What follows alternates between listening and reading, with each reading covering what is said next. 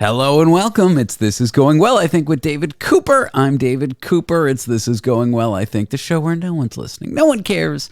The show where every episode's the last episode. Here is an interview I did a while back with a creator on Death Talk. That's TikTok with people who deal with dead bodies. I think she's a licensed funeral director and embalmer. Works in Syracuse, New York. This interview's kind of wild. Thought it'd be fun to play for you. We'll be back Monday, hopefully with an interview I taped this week, but I don't have any audio for yet. It's with George Strombolopoulos. So that's what you have to look forward to next week. But right now, Eileen Hollis. Eileen's the embalmer, in case that wasn't clear. Let's roll the tape.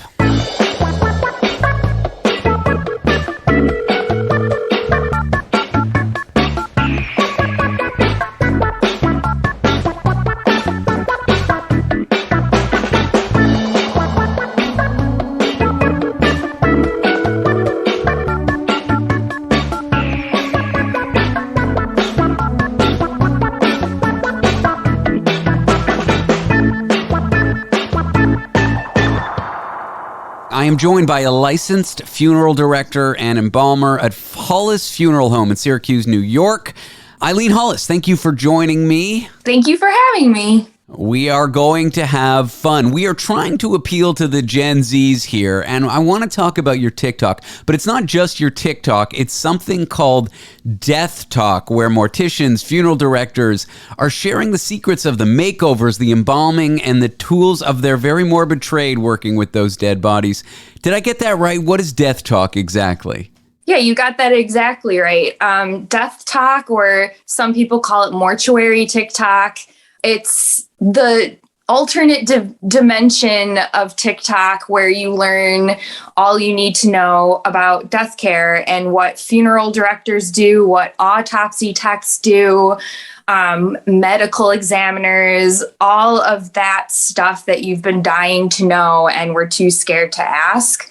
I personally, there's some old time funeral directors that might be a little bit nervous about a younger generation kind of spilling the tea on this stuff. But if you take a moment to just look at the questions that us morticians are answering, it's all very straightforward stuff that you should already know, or maybe you've seen it in movies and stuff. We're just debunking a lot of things. Why do you think the older generation wants to shroud it in secrecy where the younger one is happy sharing it and opening the doors to show the public?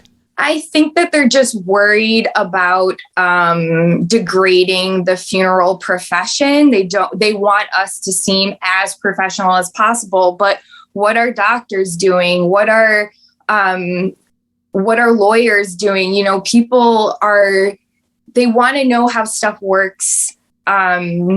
And that's just what we're doing. We're just educating the public so that you know how you want to take care of your body at the end of your life, just so you know your options and so you can get your ducks in a row. I would like to be cremated, and my very Jewish mother does not approve, but I got tattoos, so who knows where I can be. That's not important. This interview isn't about me. Your father's also a funeral director. It's a family-run business. Yes. What was it like growing up in that environment? It must have been, did it just seem normal to you, or did it seem odd to you growing up? It honestly was so normal. And if you've ever seen My Girl, when Veda just wanders down into the funeral home and knocks on her father's embalming room door, that's precisely what I used to do. But I didn't think of the dead people so much. Like, sure, I could wander past them, but, my dad used to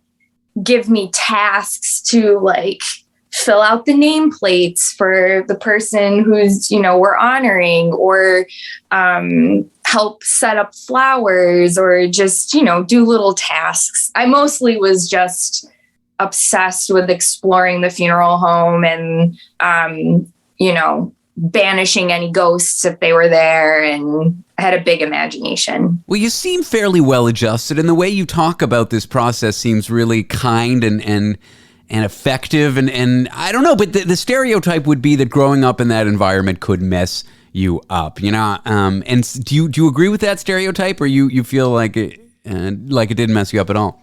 I don't agree with it. It definitely did not. Well, that's to be debated, but I don't feel like it messed me up in any way. You seem way more normal than me, Eileen, I gotta say. My dad and I are the two of the bubbliest people in the state of New York.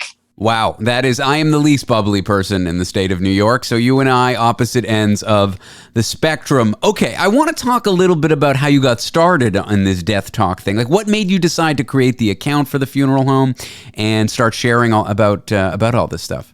Well, straight up, I created a TikTok, not really at first to, educate people on death. I was just looking at it for like a comic relief and a way to express myself during the pandemic, because I was in, the center of COVID. We were all in the center of COVID, and everyone was going crazy. I needed an outlet.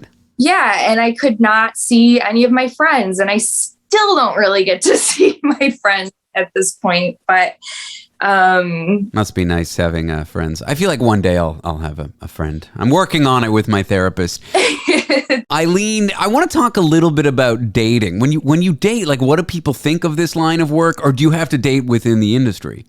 Well, I actually wouldn't even know that because although I grew up in a funeral home and my boyfriends would come over and stuff, I'm actually married, and I met my husband while I was a dancer in New York City. Ah, okay. He didn't know the extent of what he was getting into. You dragged him to Syracuse, and all of a sudden there was dead bodies everywhere. Yeah. Funny enough, he grew up in the city of Syracuse, and he dated a girl that actually their family owned a funeral home. So we're seeing a trend here. He's got a type. Yeah.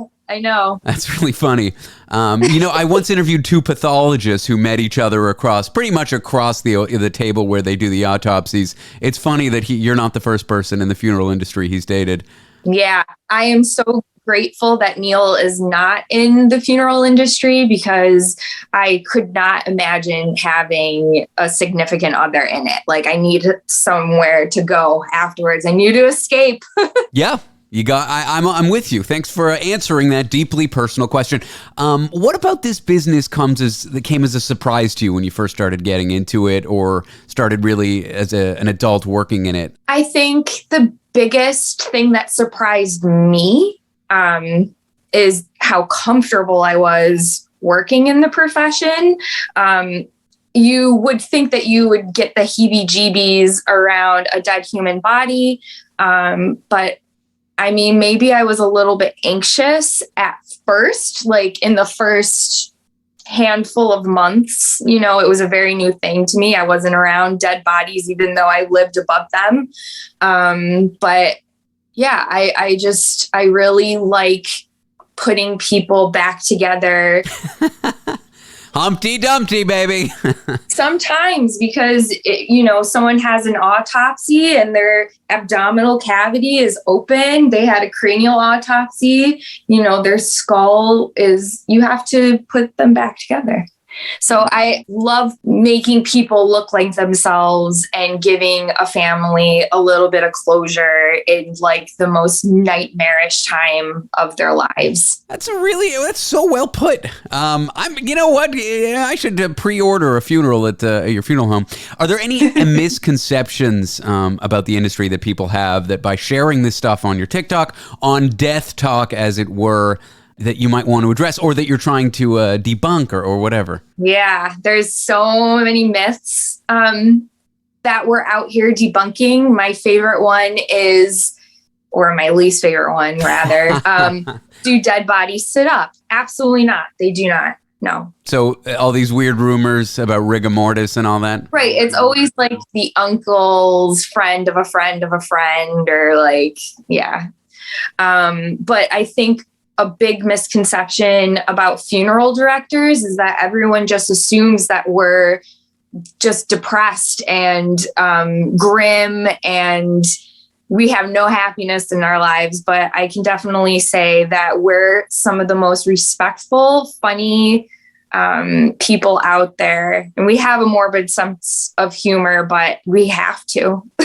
Yeah, it's only late night radio show hosts that have that, grim, not funny, awful outlook on life, not funeral directors. Eileen Hollis, she is a funeral director, embalmer at the Hollis Funeral Home in Syracuse, New York. The TikTok for the funeral home is Hollis at Hollis Funeral Home. That's HOLLIS. Eileen, thank you so much for being with me here. Thank you so much.